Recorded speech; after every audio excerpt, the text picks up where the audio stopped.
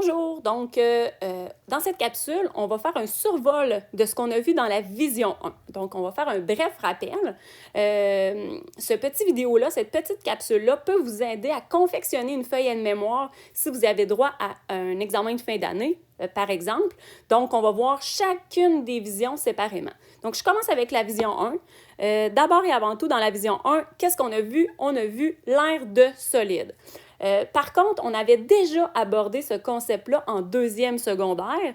Donc, on avait travaillé les prismes et les pyramides. Donc, on a retravaillé ça en troisième secondaire. C'est pour ça que je vais d'abord faire un petit survol avec vous. Donc, j'y vais comme ça. T'as un petit peu mon crayon. Je vais essayer qu'il ne soit pas trop gros. Touc.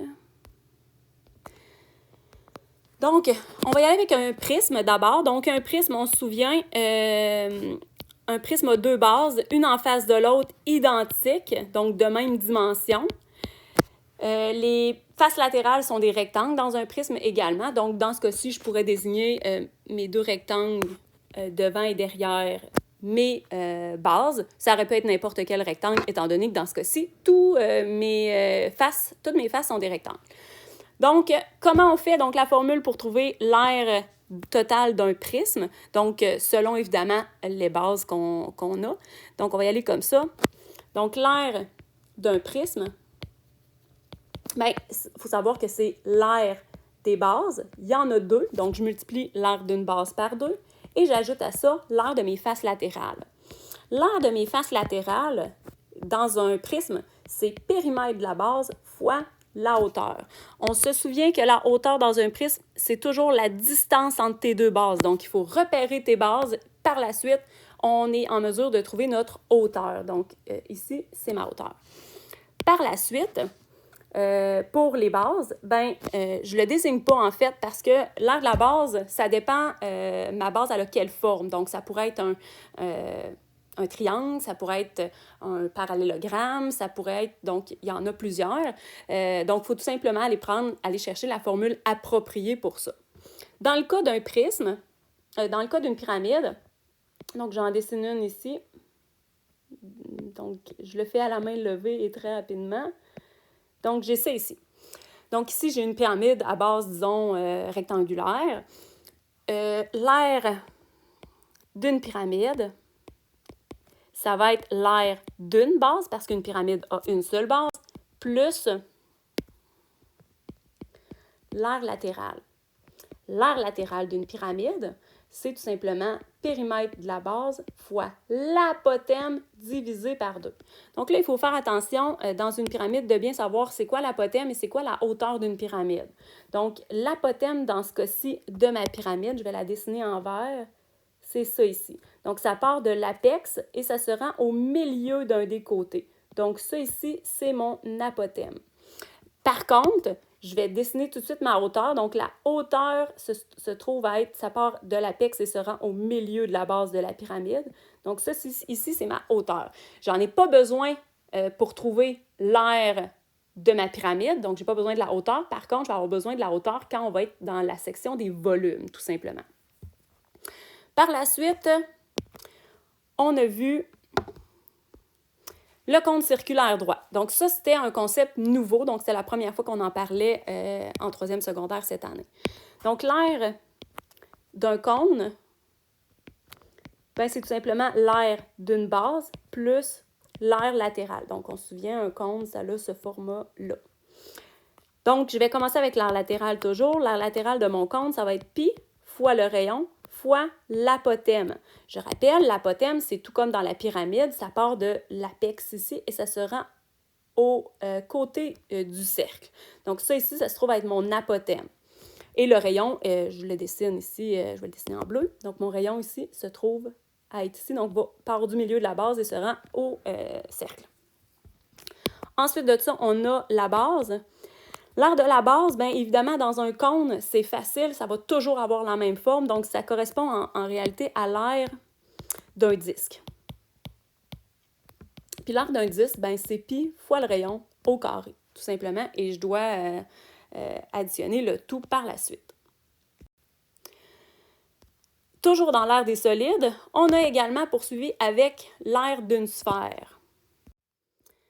Donc, l'aire d'une sphère, c'est tout simplement égal à 4 fois pi fois le rayon au carré. Donc ici, je ne suis pas là pour réexpliquer les formules, je suis vraiment là juste pour faire un petit rappel, question de prendre les bonnes formules en note tout simplement.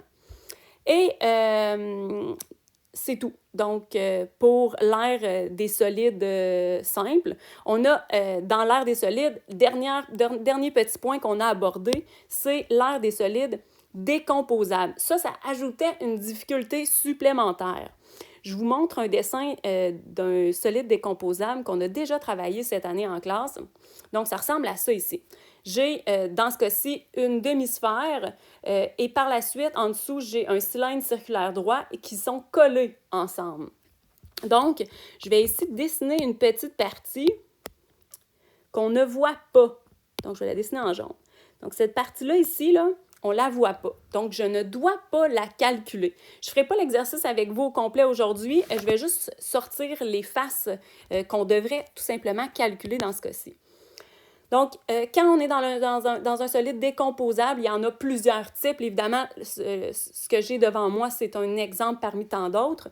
Mais il faut savoir qu'il faut calculer les faces visibles et il faut y aller étape par étape. Allez pas trop rapidement, c'est super important. Donc, essayez pas de dire, je vois une demi-sphère, je vois un cylindre, donc je calcule l'aire d'un cylindre, je calcule l'aire d'une demi-sphère, puis après ça, j'additionne le tout.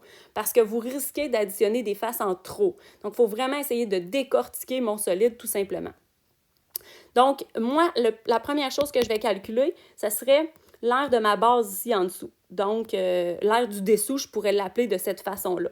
Donc, en rouge ici, je vais avoir à calculer l'aire du dessous. L'aire du dessous, c'est un disque, donc je vais chercher dans mes formules l'aire d'un disque. Par la suite, en bleu, je vais aller voir, j'ai l'aire latérale d'un cylindre.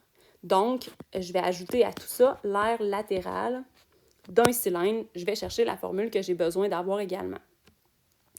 Ensuite de ça, si je continue à monter comme ça, en vert, j'ai ici une forme d'anneau. Donc, je rappelle, la partie jaune au milieu, je ne la vois pas puisqu'elle est collée. Donc, le haut de la base du cylindre est collé avec la base de la sphère, de la demi-sphère. Donc, il y a une partie, donc il y a un disque que je ne vois pas, que je ne dois pas calculer. Donc, je dois calculer ici une forme d'anneau. Donc, quand on veut calculer une forme d'anneau, il faut tout simplement aller prendre l'aire, je vais marquer l'aire de l'anneau, va être égal à l'aire du gros disque moins l'aire du petit disque. Donc, il va falloir juste que j'aille soustraire la partie en jaune. Donc, je vais prendre le gros cercle, donc le gros disque, et je vais le soustraire au petit disque. Comme ça, je vais avoir l'aire de mon anneau. Et finalement, dernière étape, il va me rester à calculer, je vais le remettre en rouge, parce que là, je vais le mettre en jaune. Je vais le mettre en jaune comme ça, non, en gris. Donc, il va me rester tout simplement à calculer l'aire d'une demi-sphère. Donc, la partie qui est sur le dessus ici, qui se trouve à être l'aire d'une demi-sphère. Donc, aire d'une demi-sphère. Je vais avoir tout simplement à aller chercher la formule d'une sphère, puis je vais tout simplement la diviser par 2. Donc, c'est tout pour l'aire des solides. Par la suite, dans la vision 1 toujours, on a vu les fameux ensembles de nombres. Donc, encore une fois, un petit rappel important. Donc, c'est important de bien savoir quel nombre va dans quelle catégorie, dans quel ensemble. Je vais dessiner un petit... je vais aller toujours en rouge.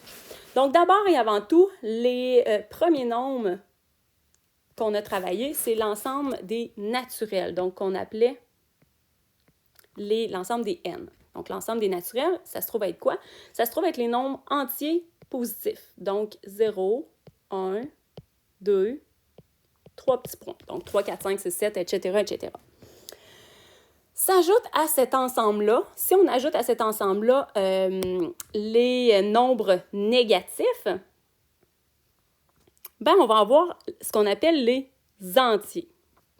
Donc, si on ajoute, mettons, 3 petits points, moins 3, moins 2, moins 1, etc., etc., au nombre naturel, ben, on se trouve à avoir l'ensemble des entiers. Par la suite, Donc là, je vais tout de suite créer mon gros ensemble. Ça va être plus facile pour la suite. Donc, par la suite, on sait que les nombres, tous les nombres qui existent, je vais y aller avec cet ensemble-là, tous les nombres qui existent, donc incluant les naturels et les entiers, mais ça se trouve à être les réels.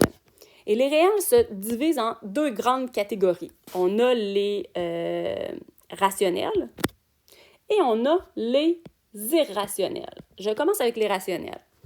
Donc, les rationnels se trouvent à être les nombres naturels, se trouvent à être les nombres entiers, et on ajoute à ça tous les nombres qui ont un développement décimal fini ou infini périodique. Donc, ici, moins 1,3, ça se trouve à être un développement décimal qui est fini parce qu'il arrête à 3. C'est un nombre négatif, oui, donc j'aurais pu mettre un nombre positif également. Donc, exemple, 2,14, c'est un nombre décimal qui est fini également. Et si on veut aller travailler les nombres décimales infinis périodiques, on pourrait avoir dans les rationnels 0,45 et le 5 étant périodique. Il ne faut pas se faire avoir parce que je peux aussi retrouver des fractions dans les nombres rationnels. Donc, exemple, 2 tiers. Si j'ai 2 tiers, si j'effectue 2 divisé par 3, je me trouve à avoir 0,66666 et donc j'ai un développement décimal infini périodique.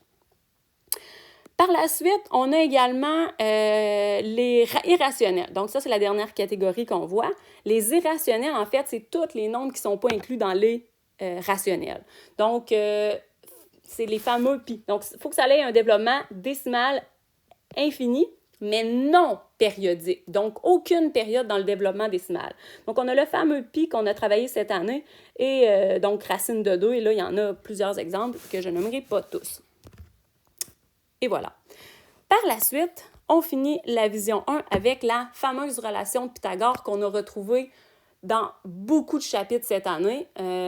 Donc, on a travaillé très fort. La relation de Pythagore. Donc, je vais toujours encore une fois y aller à la main levée. Donc, la relation de Pythagore, d'abord, il faut savoir que c'est une relation qui existe dans un triangle rectangle seulement. Donc, si j'ai un triangle isocèle, mais que je ne sais pas c'est les rectangles, je ne peux pas appliquer la relation de Pythagore. Donc, il faut d'abord que je m'assure que j'ai un triangle rectangle. Dans un triangle rectangle, on a ici ce côté-ci, donc les deux côtés adjacents à l'angle droit se trouvent à être des cathètes. Le côté opposé à l'angle droit se trouve à être l'hypoténuse. Le côté opposé à l'angle droit, qui est l'hypoténuse, c'est également aussi le côté le plus long dans un triangle rectangle. Et là, faites attention parce que votre triangle rectangle, il peut être tourné de tous bords, tous côtés. Donc, allez repérer votre angle droit et par la suite, repérez votre hypoténuse, qui est le côté opposé à l'angle droit. Et finalement, les deux cathètes qui se trouvent à être les côtés adjacents à l'angle droit. Et donc, je vais nommer mes côtés pour question que ça aille mieux un peu. Et pour ne pas confondre, je vais les nommer avec des lettres différentes tout simplement. Donc, je vais y aller avec X, Y et Z. Donc, mon hypoténuse, c'est le côté Z. La cathète 1, cette cathète-ci, la première, c'est X. Et la cathète 2, ça va être Y tout simplement. Donc, la relation de Pythagore me dit que l'hypoténuse au carré, donc dans ce cas-ci, ça va être mon côté Z au carré, est égale à la somme des deux autres côtés au carré également. Donc, ça va être égal à X au carré plus Y au carré. Et là, évidemment, j'ai cette relation-là. Par contre, si j'avais appelé autrement mes côtés, exemple ABC, j'aurais eu autre chose. Donc, j'aurais pas eu des Z, X et Y également là-dedans. Et voilà. Donc, et je fais juste une petite parenthèse. Donc, la relation de Pythagore, on la retrouve souvent dans un cône, dans une pyramide. Pourquoi? Parce que pour trouver l'aire, j'ai besoin de l'apotème. Par contre, ça va arriver souvent que je vais te donner la hauteur. Et donc, toi, par la relation de Pythagore, tu vas devoir trouver l'apotème. Donc, il faut faire attention pour pas se confondre tout simplement. Donc, voilà, c'est tout pour la vision 1.